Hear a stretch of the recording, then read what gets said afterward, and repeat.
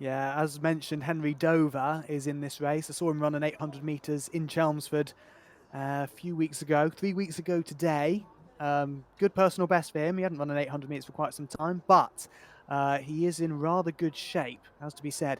Now, just on the front of your picture there, or in the front of your picture, that's Aaron Gebramariam of Birchfield, or represents Eritrea, personal best of 7:52.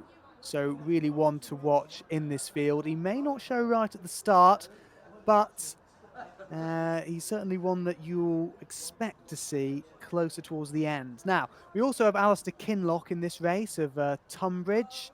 He did pace earlier on today, but that was a good hour, if not more, ago. So he will have used that as a warm-up run of some sort. And just coming to the front now is Sam Stabler of Wrekin Saw Valley. So he's doing much of the early running. Sam Costley is the pacer. 62 to 63 seconds per 400 metres is the expectation for him. Kinloch now in just about third place. And I think we do have the Eritrean just about in fourth. Just trying to get a head-on shot. I think that might be Gidey, the Irishman. Yeah, that is indeed the Ireland international. So I think that might be Edward Bird. I apologise. Edward Bird of Poole has taken the lead behind the pacer, of course. So it's the under-20 who is leading just at the moment from Stabler, from Kinloch. And there we have the Eritrean in fourth place or so. Kinloch moving into second place, just tucking in behind Edward Bird of Poole there.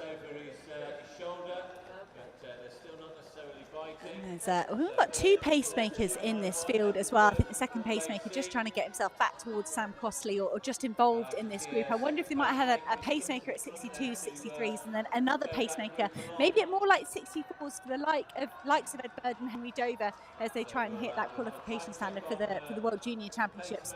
It was brilliant to see Kinloch go under 15 minutes for the first time at Sports City. I hope that would have given him a lot of confidence, and under 350 for the first time in Watford, all the way to 346 for Kinloch. He's running in the white vest and the sunglasses just in the middle of the pack. That's a big move around the outside there from Ed Blytham, wearing his Bedford and County vest, and he is an 8:10 performer at his very best. He's done that this season. Now, Ed Bird is such a great competitor. He was 7th at the European Juniors last year in Jerusalem, 6th at Eurocross in that junior age group as well. I think there were many recruiters on the British University circuit that were really disappointed that Ed Bird chose to go to the United States. They would love to have had them in his stable, but he has gone out to the University of Kentucky and he's doing brilliant out there, the Pool AC man. He's running in his club vest in fourth place out of the races at the moment. He's moved on a lot in many of his races, as has Phoebe Anderson, the winner of the women's race. So Ed Bird, at the moment though, he has drifted back down a little bit as Blytham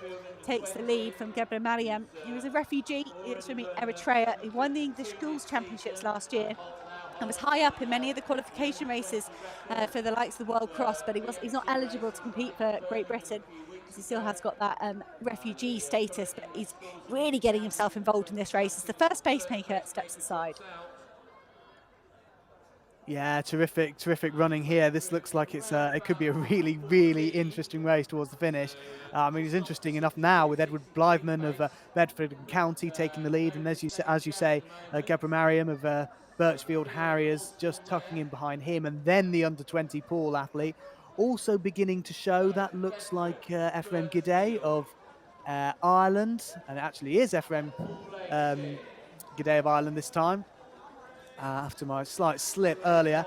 Blythman still leading though from the Eritrean, still pretty bunched together, so you do wonder if any of the athletes from the middle of this group are just sitting back a little bit and saying to themselves, you just do a little bit of the work, as Kinloch just tries to squeeze through the inside there. Gave me a bit of a scare. I did wonder if we're going to see a fall. We have seen a couple of falls already this evening. Still got the pacer leading the athletes out on laps of between 62 and 63 seconds. Still Blythman, the under-23, leading the Eritrean, Gebra Mariam, who's an under-20.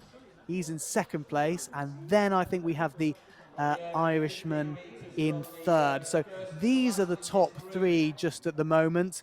Blytheman, Gabramariam and Gidey. And just falling back a little bit now is Alistair Kinloch, the Loughborough University student, Tunbridge AC runner. And it looks like they're just going to try and wind it up a little bit now, with the Bedford and County athlete still leading. I'm loving this of Ed Blytheman. He's clearly just gone, I can't be asked to mess around. He's got 8:10 personal best, that's good, but they're running really quite quickly. We're going to get a look at the 2K split as we get down the back straight. And Ephraim Gidey is an international runner for Ireland. He's such a regular performer. You can see Gidey just kind of saying, guys, get out my way. But Gidey with his 10K strength, I think we will see more of him as we enter into this final kilometre. Oscar Bell, the Hearts Phoenix athlete in the red vest, is taking every gap there is, every opportunity there on the inside. So they're well under 5:30 through 2 kilometres. So really good moving from these around that sort of 2:45 kilometres. So they're around about 8:15 pace, I think, or maybe a bit faster. So they're going to get going here. And here goes Ephraim Gidey. He's run a couple of 10Ks already this season. 9th at the night of the 10,000 metres in 27:40, which is a brilliant time. 12th at the European Championships. He might have been slightly disappointed with that, but Ireland are a nation that accept invitations for major championships. And Ephraim Gidey, at the moment, he's ranked 42nd in the 10K. They are only going to take 27 men for that 10K. So Ephraim Gidey, he's going to have to try and prove form. I don't think this race here over 3,000 metres his ranking, but Gidey is going to have a nervous wait over the next 10 or 8 days or so to see if he can make the cut for the Olympic Games. That's a big move from Liam Rawlins. The Shrewsbury University of Birmingham man has been so injured in the last couple of years. We haven't seen his true potential. He won the B race in Sport City in 14:50. That was one of his best races in years, and he did that with a move like this with 600 metres to go. But this is the A race. This is an A race over 3,000 metres for Liam Rawlins, and he did run a good 3:47 the other day as well. But loving this off Liam Rawlins. He's taking this race by the scruff of the neck. 500 metres to go. Gabramariam is in second place. Gidey trying to find some space in second, and these two push Liam Rawlins back down into third. Gabramariam of Birchford Harriers in Eritrea takes the bell. Oh, we're in for a fantastic finish here. How many times has the lead changed in this race?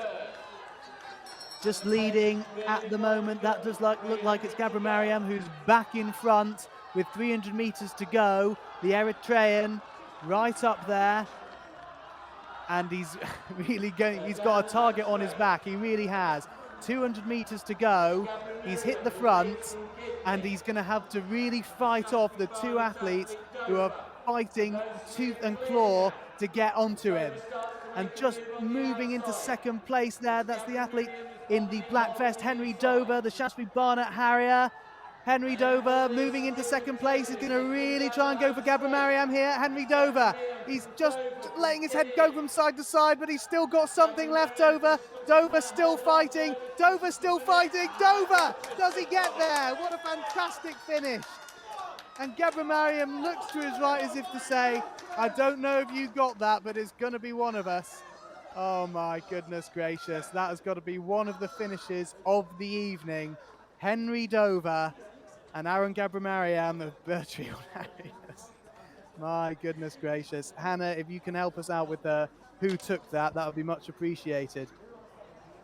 Dover, the importance, the significance of that, Dan. Henry Dover is an under-20 athlete. His personal best before this, 8:13. The qualification mark for Lima, for Peru, for the World Junior Championships is 8:05. He's got it. He's done it. He still has to go to the age group championships in 3 weeks' time. He'll face Ed Bird there again. I think Ed Bird would have been underneath the qualification mark there as well. He was hurting a little bit as he took the bell, Bird, but I would think he would have held on. And he already has the qualification mark. He ran that in the States in the indoor season. But Henry Dover, that was absolutely the race of his life. I have to apologise. I'd highlighted him on the entry list, but I hadn't seen him in the race. You know, and Edward Bird was being much more sort of involved in the early stages of the race. You can see Ed Bird just going through there with a 2:91 on his chest. But Henry Dover ran a patient and a calm race. I wasn't surprised to see Gidey try and lift the pace in the final kilometre. He's a 10K man. He's always going to be found ever so slightly for leg speed, but he would have been bang on his 8:05 personal best. And Gabramariam, 8:52, his lifetime best, and he's missed that here today, but he's shown that class in the last 150 metres here. But Dover, I think he would have loved to have run the race here. He's a wonderful cross-country runner, sixth at the Eurocross. He won Liverpool, he won the trial for that European Championships for the British team. But I think today, Dover would have been thinking 8:05, 8:05, 8:05, I've got to hit that. And he's done that by absolute spades. I don't know, I'm going to give him the win just because I'm so excited by how fast he ran. But I'm not an official and I haven't got the photo finish, so let's hope I'm right. I think you might be. I've got to say, I mean, it was just, he did, this isn't as technical as some of your analysis, but just looking at the lean at the end, I just wonder if that gave him the edge over Gabramarian. I wonder.